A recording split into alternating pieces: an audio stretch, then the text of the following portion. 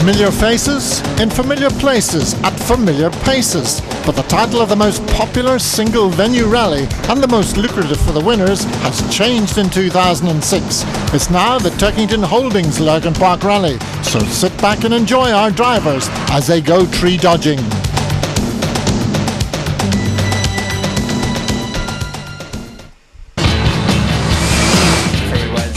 Yes, the Northern Ireland motorsporting family, so long associated with karting and circuit racing, have agreed to become partners with the Craigavon Borough Council and the North Armagh Motor Club to put on the biggest show in town.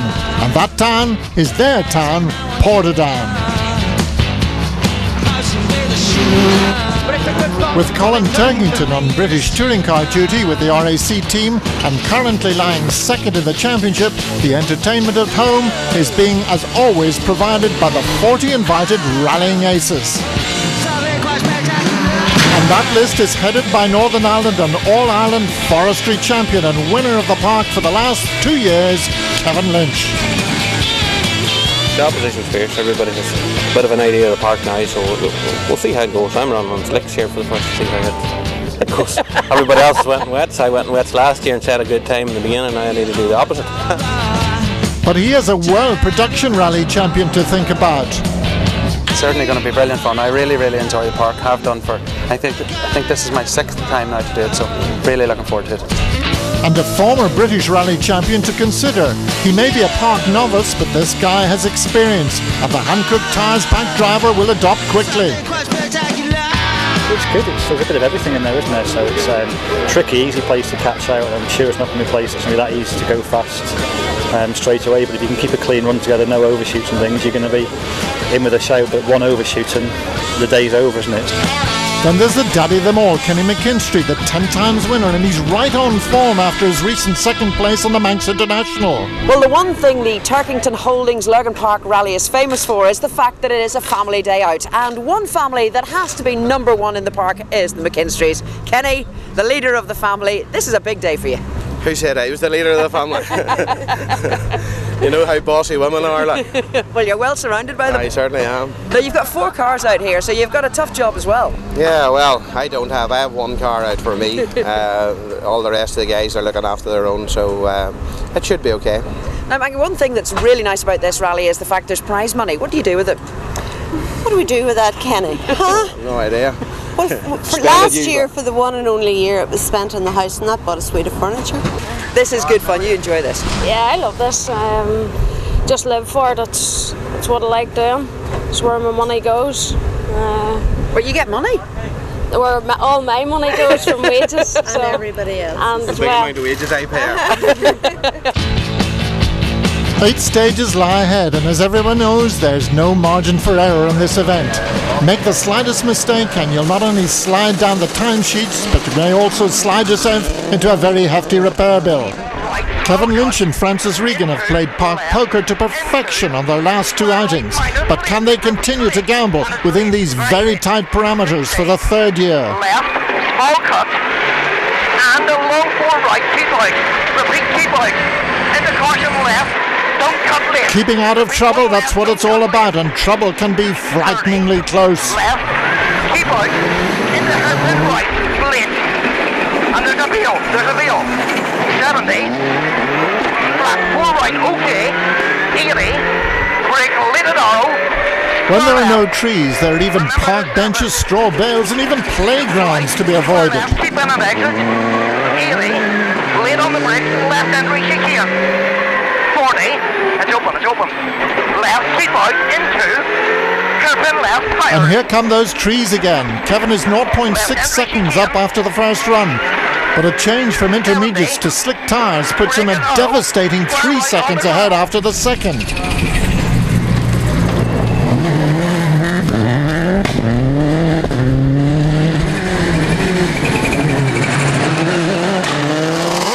Six-tenths, the 10 times winner Kenny McKinstry can deal with, and it looks as if the huge crowd are in for an epic day's entertainment.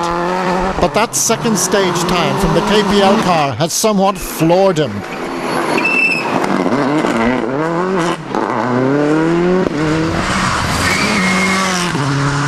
It's not easy to step into a WRC car after a long layoff and be instantly competitive, not even if you're a former production World Rally champion.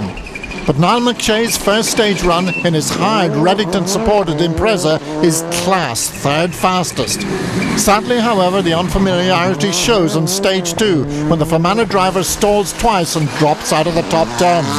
David Higgins is not only a stranger to the park, but also to the Kenny McKinstry provided S10.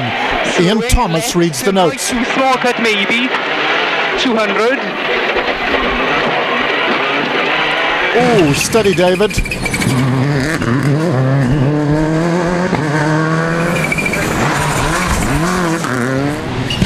Glenn Allen may be missing 6th gear in the BA Components Corolla, but he's up to 4th place. And Dennis Biggerstaff, as always, is having a fucking good time in the park in his 2000 WRC Impreza, the first World Rally car that Subaru ever produced. He's 6th. One place behind him, however, is the similar Subaru of Raymond Johnson, who has passed the ailing Morris Gas on that stage. His Skoda is cruising into retirement. There's no cruising on the Group N front as Michael Curran, the national production rally champion, and Gary Jennings, the tarmac production rally champion, start a day-long duel that will have the park pundits punching their stopwatches in every run. Initially, Gary has the upper hand, but by less than 2 seconds. Richard Hogg has an early throttle problem. And one right. But when he gets it fixed, he seems to be applying a little too much of the loud pedal. 250.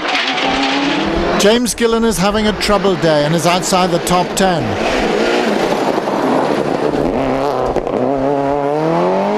And Patter Hurson, after a slow start on the loose, scrapes into the top 10 after 2 runs. Scottish driver Neil Duggan is a park regular.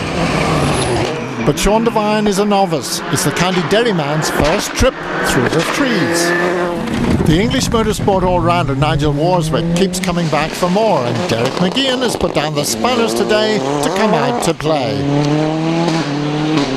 Out on the tar, Kevin, now we've got a good tyre there below us tonight. We've got to take the last out of it on the braking. And on Francis Regan's instructions, that's exactly what Kevin does. Those Kumos and Lynch's consummate control is devastating the opposition as the KPL car goes 7 seconds ahead. That may not seem like a huge amount of time, but on the Lurgan Park Rally, it's an age. 7 seconds is a lot in here, but it wouldn't take long. They lost 7 seconds earlier, so you still need to be very careful. Still a long way to go, and a lot of capable guys there behind me, so I'll keep pushing on. With a little over the third of the distance covered, there's still plenty of action ahead.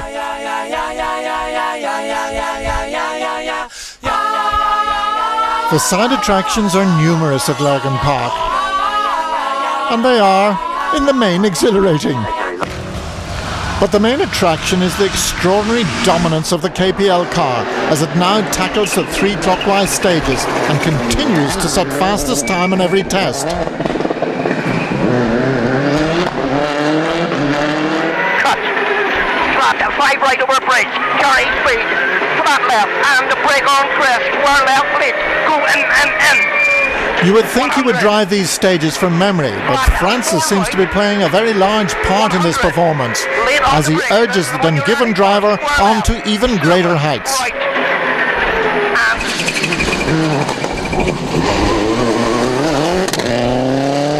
5, 4, 3, 2, 1, go. Fintan McGrady, Kenny's co-driver, is playing a much more passive role in the proceedings. After all, what can you teach a 10 times winner about these roads?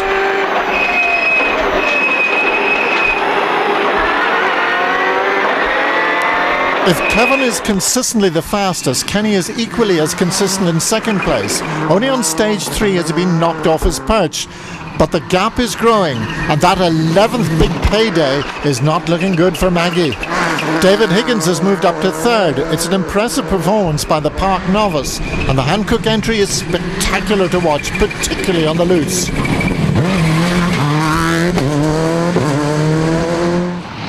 Glenn Allen and Kieran McCracken's great drive is about to end when his Corolla retires from 4th place with a prop shaft failure.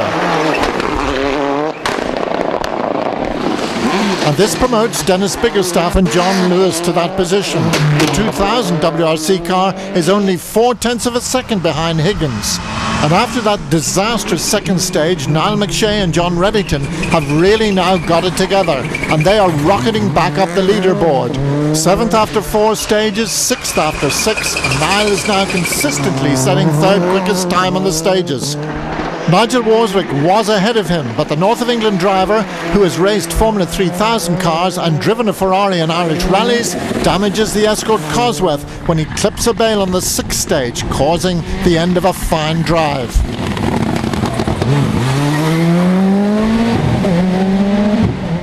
The Group N battle is so intense that Gary Jennings is now an amazing 5th overall, right in amongst the WRC cars. The differentials of the Evo 9 have been making a worrying noise, so he's switched them off. He had a 3-second lead after 3 stages, but his rival is now setting the quicker times. Michael and Fabian McShay are now fractionally faster on the 3 clockwise tests. But will it be enough to give the Rich Sources car rich pickings at the end of the day? This chicane is designed to protect the playground, but Michael goes close to the swings there.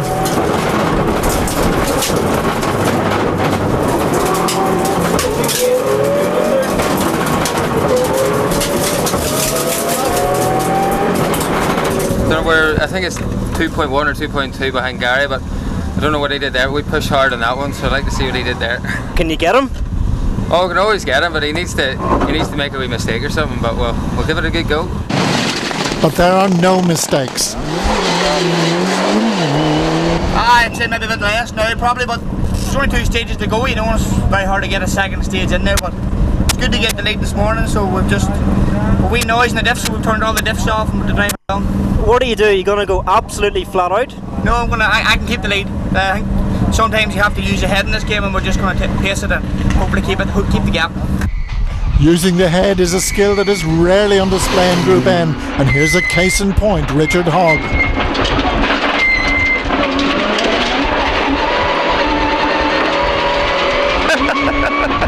Left on the chicane again. Right on the sorry. Square left, hairpin left. Mark Hanna has always been a glutton for punishment. One left each again. Oh! Stop. Despite all their adventures, they're still in 4th in Group N.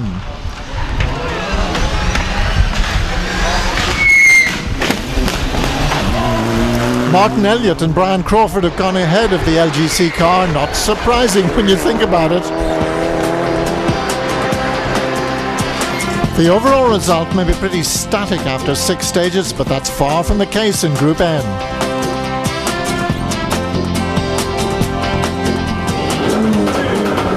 There's no change to the layout at the start of stages 7 and 8, but the loose section at the top of the park has been left out, so the production shootout will be mainly on tarmac. Michael Curran will be fastest on the last 5 stages, but he is only clipping 1/10 of a second off Jennings' time, and Gary seems to have the situation in hand.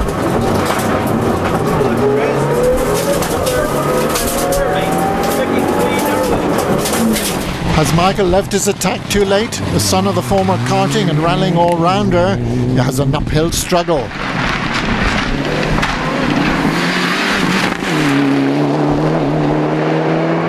Gary is playing a cool game today. Going into the last 2 stages, he had only 1.8 second advantage, and with 1 test to go, it's down to under a second. However, diffs or no diffs, the man is determined to make up for his disappointing season to date. Michael is fastest in stage 7 by 7/10 of a second, and fastest again on stage 8 by 3/10. It's not enough. The tarmac Group N champion beats the national Group N champion by 8/10 of a second after a whole day's rallying. Half a second, that was some battle. Yeah, that's what it's all about. I think that's why everybody pays money to come in here today and see a real battle, and it definitely was a battle. Well, you let him away at the start. Was it difficult then just to claw back the time? He got a wee jump, and we had to go to him in the last 5. We got him in the last 5, but he was just... We thought he was going to either win it or win it in the last one, and he kept her at it, so he's fair play. It was very, very close. You have him completely sussed. No, he beat me. It was just what the Lurgan Park aficionados had come to see. The Group N race has certainly been a thriller, but now it's time for the top 5 rundown. Coming home in 5th, not the place he would like to have been in, is Niall McShay. But a glance at the timesheets for the last 2 stages show just what a class act this man is. With very little World Rally Car experience, Niall and John Reddington have really worked their way into the quick times, and on the last run they're 3rd fastest.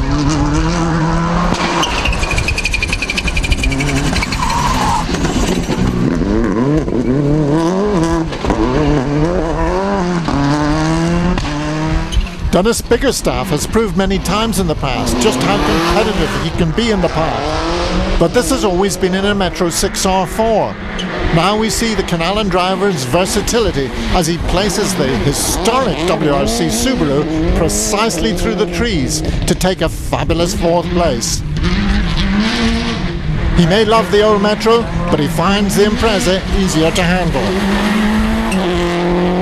Now let's take a masterclass as we climb aboard with David Higgins and Ian Thomas for a run through the final stage. Flat crest empty, cut right 4 plus, 140, easy left long around 2 benches into small cut right 3. This is the fastest section. The golf course is on the left and we are flattened 6th over 100 miles an hour. Slippy right 3, then fast left 40, late right 4, and opens in through junction and tightens and dip to right 4, 60, chicane. This is a new chicane. Then there's a right tight left 70, between the trees. Turn left 2 minus, 50, cut fast right into care, narrow left 4, don't cut, over bridge, 30, turn right 2, slippy, 70, flat crest 70, lip turn right 1 plus, post gravel. Now there's a tight right-hander onto the only bit of loose surface on the stage. 2 plus, don't cut. Then turn left 4 minus, long lip.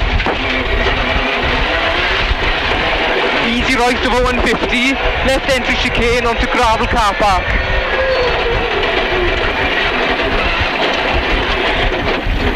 $150. Tight chicane around tyres. You really have to watch the exit of this one as that playground is dangerously close on the right. Left 3 and hairpin left 1 around tyres. Right over 40, slippy braking, left entry chicane, 150 over finish. 1 minute 36.4 seconds, the second fastest time. Well done. David, congratulations. First time in the park and 3rd place is no mean feat.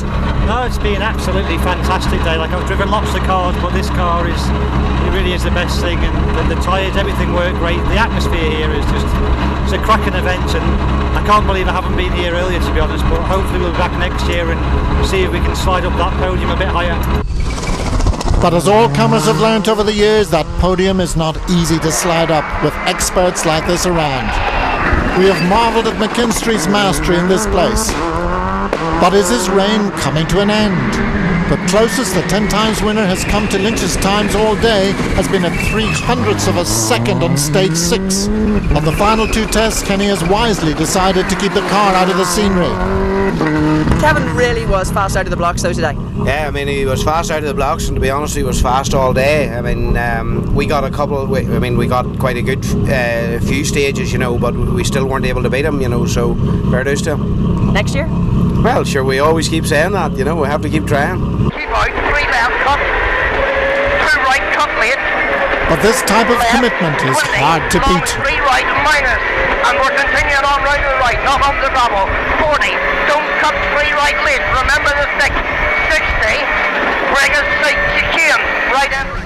Kevin Lynch and Francis Regan have been fastest in every single stage. This is more than impressive, it's domination. Remember that it's only Kevin's 4th visit to the famous venue. In 2003 he went quick but visited the trees, and that was the last mistake he made in the park. In 2004 he won, beating 2 former British champions, Mark Higgins and Johnny Milner. Last year he won again ahead of tarmac champion Eugene Donnelly and Kenny McKinstry, and now he's on his way to the hat-trick. Left end reaching 10. 70. Over finish. Hurry boy! Kevin, congratulations. Straight out of the blocks and nobody could catch you. Yes, no, it went well, there's no doubt about it now. We knew we were going to have a stiff competition today, but we kept our heads up and went on. Could you believe that you were taking so much time out of Kenny? Oh, well, it's a fast place and it's difficult, so a second here, a second there is not a lot of time, so we're lucky to get a second. Well, congratulations, and we'll see you next year for the 4th. Yeah, we'll certainly have a go at it. Kevin Lynch has most definitely now joined the list of the all-time Lurgan Park greats, as the North Armagh Club successfully complete the 27th running of this unique event. And that £3,000 prize will help to pay the considerable expenses of running a World Rally car for the day. As the champagne fountain explodes, we salute all concerned for another fine day's entertainment in Portadown.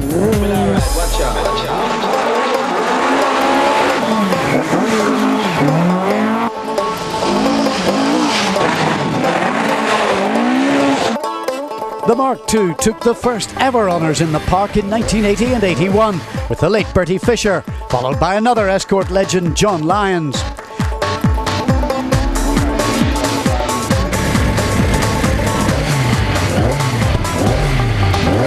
Now 15 of these legendary machines are lined up to tackle the Mark II Challenge, machines that have provided so much entertainment in the park over its 27-year history.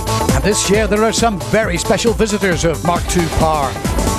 Lurgan Park is a great mix of tarmac and gravel, and it's where these fabulous cars come into their own, the Mark II Escorts, and 2 gentlemen know how to drive them rather well. The McRaes, father and son. Jimmy, what is it about Mark IIs? They're almost as good as a Chevette. Almost, but not quite. Not quite. No, it's just they're great fun to drive, basically, and they sound lovely. Now, with the father and son challenge, who's going to come out on top? Well, I don't think he's got the experience that I have, so I would put my money on the older man. Also, that's throwing down the gauntlet somewhat. Yeah, you've just got to let him have that at his age. I did all my driving in front-wheel drive and then four-wheel drive cars, so I've now done sort of 3 or 4 and rear-wheel drive cars, and the Mark II is definitely the most fun, so we'll see if we can put on a good show today. And Pamela has strapped herself into Trevor Moore's Escort, while Jimmy's car is actually in his great rival Ari Vatanen's colours. 8 short stages lie ahead. Alister McRae has Michael Gibson on the notes, and Alister hasn't competed in the park for over 10 years, so he's a little rusty on the opening tests. But the former British Rally champion could never be called rusty, as he sets fastest times on stages 3 and 4 to lie second, 2.8 seconds off the rally lead, having lost 3.7 seconds on the first 2 stages as he reacclimatised to the park. But perhaps more spectacular is Father Jimmy. His Escort uses the old BDA engine and is well down on par compared to Alister's machine, Jimmy lying an early 5th. Camillus Bradley, last year's winner, is an early 3rd, but this little overshoot doesn't help on stage 4, and he's a few seconds off the leader. And here is the leader, Wesley Patterson, the Lisburn driver, a park regular, and after 4 stages he leads by 2.8 seconds, despite a second gear that's starting to give trouble. But giving the leaders real trouble were Trevor Moore and Pamela Ballantyne. They set fastest time on stage 2, but he puts Pamela in quite a spin on stage 3. The bent steering ends any hope of winning, but Trevor's spectacular style is always a winner.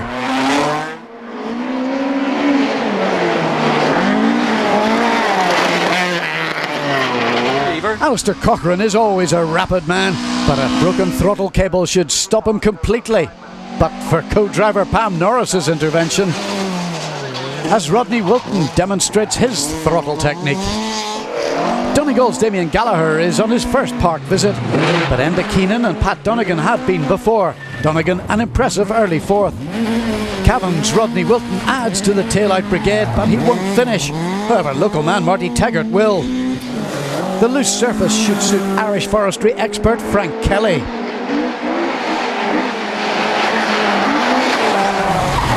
For Paul Hughes, this trip onto the grass on stage 1 doesn't suit his stage times. The two Enniskillen men, Stuart Clark and Brand Durnian, are as ever full of the rack.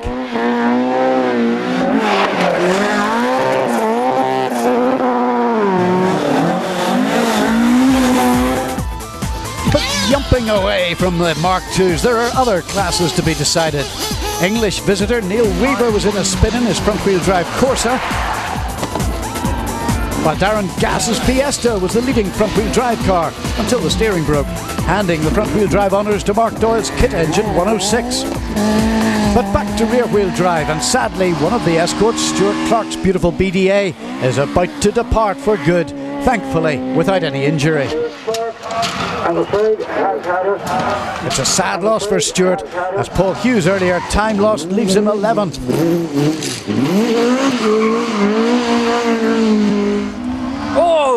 Oh, indeed, as Trevor Moore in 10th continues to please the crowd in his Mountune-engined Escort. And he even takes time to treat Pamela to a donut on the final stage. Or maybe it's just half a donut, as Brand Durnian in 9th does a bit of mowing on the lawn.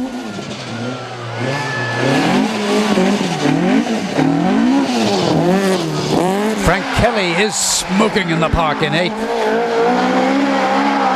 Damien Gallagher finishes his first park trip in 7th, with Marty Taggart 6th in his self-built car. Jimmy McRae and Willie McKee drop back to 5th after climbing to 3rd. Still a great result in an old spec car. But this stage 5 puncture drops Camillus Bradley down to 4th. Former Titanic Rally Sprint winner Pat Donegan is a splendid 3rd, 20 seconds off the winning pace. And actually only 9 seconds off the Mark II winner was Rodney White in his Vauxhall engine Sunbeam.